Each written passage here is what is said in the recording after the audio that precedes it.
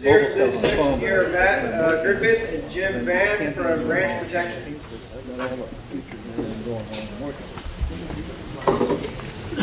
I'm Matt Griffith, this is Jim Vann, and we're here to explain the PRF program. PRF is an acronym for the pasture, range, and forage. What it is, it's a form of crop insurance subsidized from the USDA through the RMA agency that provides coverage in 60-day periods when you receive less than adequate rainfall. What they do is they have a historical average that's been collected. If it falls below whatever percentage you're insured to on your historical average, you're paid an indemnity to make up the difference. An indemnity in the real world is money that's issued to recoup the loss, to make you whole. Jim has sold the PRF product for 3 years. I myself, coming from a ranching background in Colusa County, have purchased the PRF program for all 3 years. I can tell you from my personal experience, it's been a godsend for our operation whenever we needed to buy excess hay, liquid supplements, whatever costs were affiliated with not having enough grass. It's not like the NAP program where there's any subjectivity involved. If you don't receive your rainfall, once the data is turned in, roughly 70 days after that, there will be a check issued to make up the difference, so you have cash on hand to pay for whatever supplements you needed to get by at that time. Jim's going to go over the ins and outs of the program, but that's been my experience with it for the last 2 years. It's worked great. It's offset the cost that I didn't foresee during dry conditions for the extra hay, for the extra protein, and the indemnities are paid in a timely manner where it was beneficial to the operation at the time when I needed it. So the slide that we have here, PRF is broken out into 2 different classes, indexes. One is rainfall, which California is based off of rainfall, and if you're in Nevada, it's going to be off of a vegetative state. Roughly about 32 to 36 states are in PRF.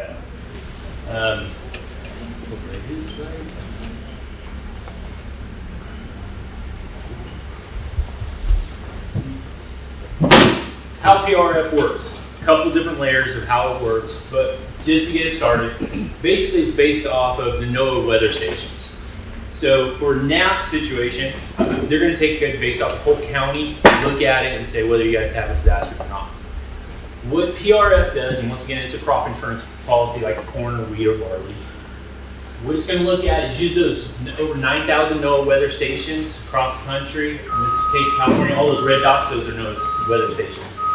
They're going to take in weather or the actual rainfall that hit the ground. If it's snowfall, when you get up into the high country, 8 inches of snow equates to 1 inch of rain. So that just kind of gives you an idea of the different rings, stations.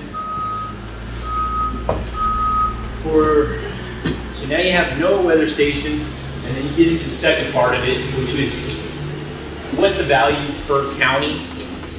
Yes, sir. Okay. I'm counting the areas with the watershed.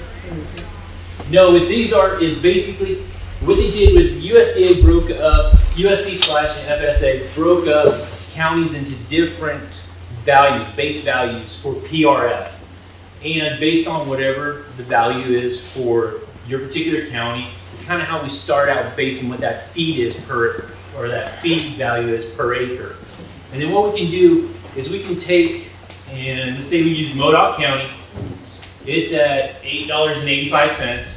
If we run down here into, let's see, King, Madera, Merced County, it has a higher value at $12. That feed's worth a lot more than up in Modoc County because it's going to be higher, protein levels are going to be higher, there's going to be higher quality. What we can do is take that $12.91, increase it by 150%. That's going to get you roughly around that feed being worth per acre, roughly $16 to $17 per acre. It's kind of in line with what your rent costs should be. Granted, they're a little high right now, but it should get you kind of close. In other states, not California, but if you're in Nevada, we can actually do hay on this program as well. Once again, that's based off of rainfall, not based off of what the actual production of that grass ground is or that hay is. So we got the NOAA rain gauges, we got our county, where our feed value is. Now what we break into is what we call indexes. These are 12 by 12 mile, or grids, excuse me. They're 12 by 12 miles. And so what they did was took the state of California, put this grid system over the top of it to cover more ground, make it cheaper to actually be able to use this system without having a lot of labor cost in it. So the 12 by 12 miles is your grid. Within this grid, you have a grid number, and based off of that grid number, you have historical data from 1948 to present. And so what they did was create an average for that information, for that rainfall total for that particular grid. Now this grid right here is going to have a different one than this one. So you could have two ranches on each of these grids and have different outcomes. So once we have that rainfall data from 1948 to present, we get like an average of, let's call it 100%. Now keep that in mind because it's going to, how we're going to take a look at this next slide, which is how we're going to look at covering or using that 100% and how we're going to look at creating an insurance policy that's going to, we're going to insure up to as close as possible to that 90% or as low as 70% of that normal rainfall. Because you're going from 70 to 90, and it is a crop insurance policy, there is a subsidy associated with that. So the higher you, or the closer you get it to 100%, 90, the subsidy is going to be 51%. Meaning, the feds are going to come in and pick up 51% of the cost of this whole program for you. So it's a great way to look at how can we insure without having a lot of cost involved. It's not as cheap as NAP, but it's going to work a little bit different than NAP, and you can use both programs at the same time.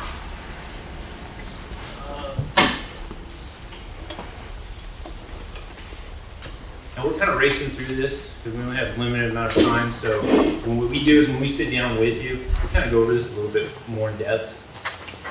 What we do is we look at time periods, and these runs, what they're called is intervals. During these time periods, we're looking at periods to insure. So think of each one of these little 60-day windows as being a mini insurance policy. Each one of these do not have a bearing on each other, so they're independent. So if we're insuring January and February, and say it's extremely wet during that time frame, it exceeds 90% of that rainfall guarantee that we put in place. Well, there's not going to be a payment or an indemnity. But March, April is now at 40% of that historical rainfall. So we're going to pay from 40% up to 90%, because the 90% is where we insured at. So that one is going to pay out or pay you an indemnity for it. One thing you cannot do is, if you have a February, you can do interval 1, but you can't do interval 2 on the same grid. And the reason being is you can't double insure February and February. Makes kind of sense. If you have multiple grids, then you can work, each grid stands by itself, and then you can, on a different grid, insure February, or January, February, and February and March, as long as we have 2 different grids in play. The intervals are 60-day windows. One thing to keep in mind at this point is at the end of February, let's take this year. At the end of February, our program has roughly 70 days to look at that NOAA rainfall data, make sure there's no anomalies, and after that 70-day period, checks are being issued. So it's quicker funds coming in to help offset those actual costs that you're seeing kind of real time. In some areas, I'm from Colusa County, we don't get a lot of rain during the month of June and July, so we can't offer that period to insure. But if you're in Modoc County, you're going to get those summer rains, you can insure that area, that time frame. So before I hand this over to Matt, basically what we did, took a look at was the NOAA weather stations. We looked at the counties and tried to figure out the base values for it and how we're going to insure that. We're going to look at what level, to what degree of insurance we're going to pick up, being whether it's up to 90% of that historical average. And we also looked at those grids to figure out where you guys are at. what you're seeing on the screen is a jumble of numbers, but what it boils down to is this is the information that Jim and I provide you using the range count data on how each interval is paid and at what rate, so we can show you which times you would most likely want to use the insurance based on historical data. This is just going off of the 30 years of combined history on which ones have paid off at what rate and how often. So a rancher can make an informed judgment on when he wants to use the insurance and at how many acres. One thing we didn't cover was it is up to the producer to decide how many acres he wants to enroll in the program. It doesn't have to be the whole operation. It can be a portion of it. That's totally up to the individual and how they want to budget their costs.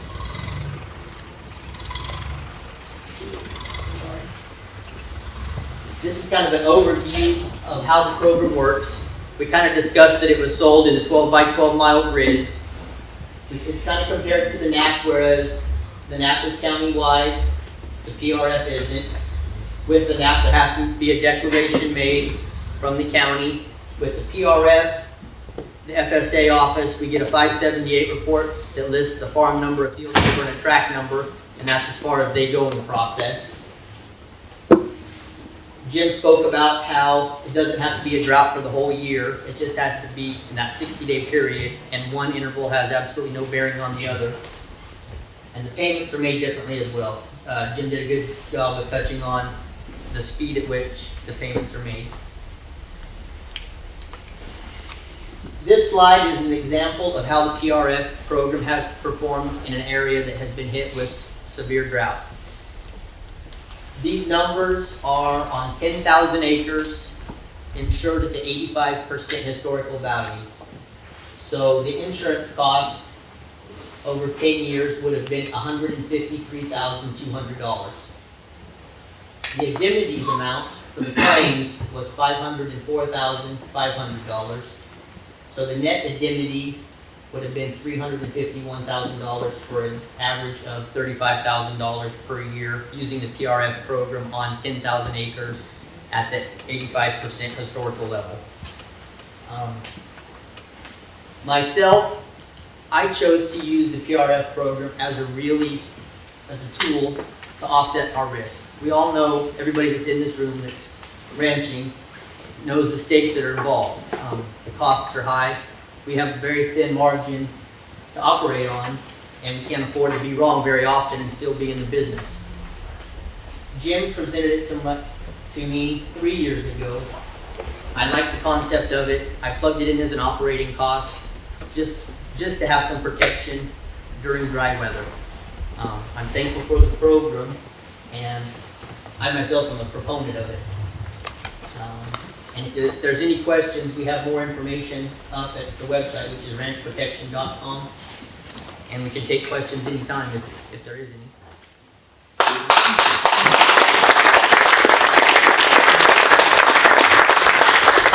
Real quick, there is a couple deadlines, just like anything you get into dealing with government, just like NAP or anything else. Deadlines for this is November 15th, so can't get it for this year. But as you go through the course of this year, give us a call so we can take a look at your ranch and determine whether this is something that might work for you or might not. Because we have to sign you up, have to have you signed up by November 15th, 13 or 14 or 15 year 2015.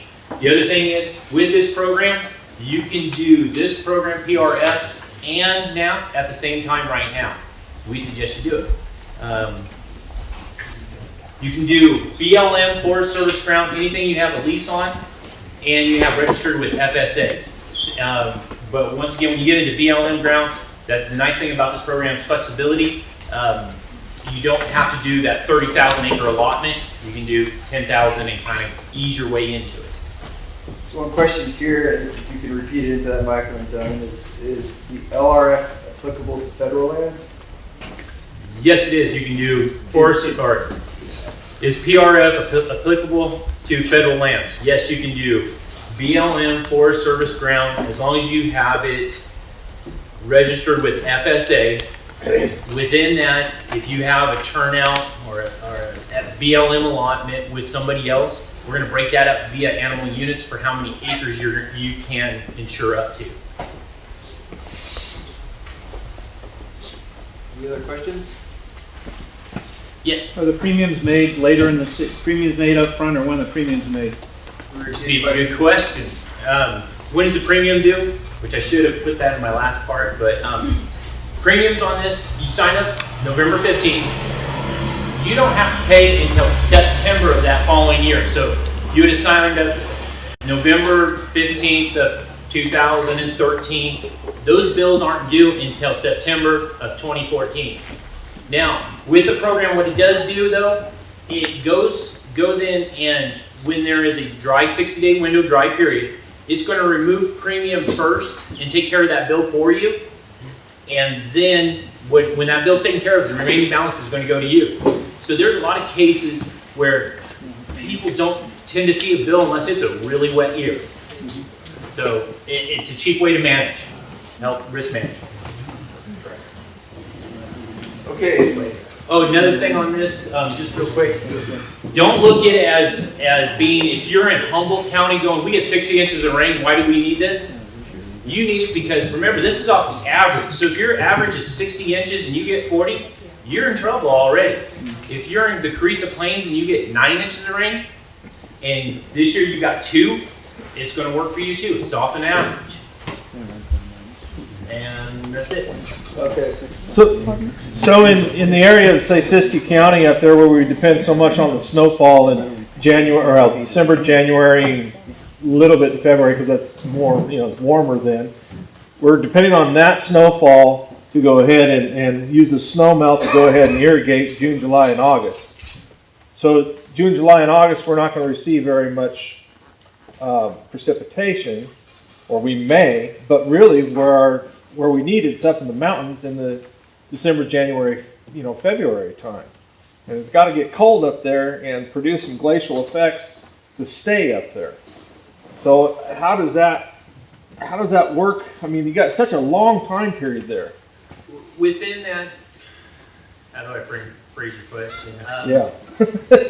If you're dependent on your water for irrigation purposes, being at a different location versus where your ranch is, in that case, in Siskiyou County, it's a little different because you can insure all summer in Siskiyou County, and this is why this program is really nice because it's very customized to where, depending on where you're at, I can do a lot of things to make it work for you.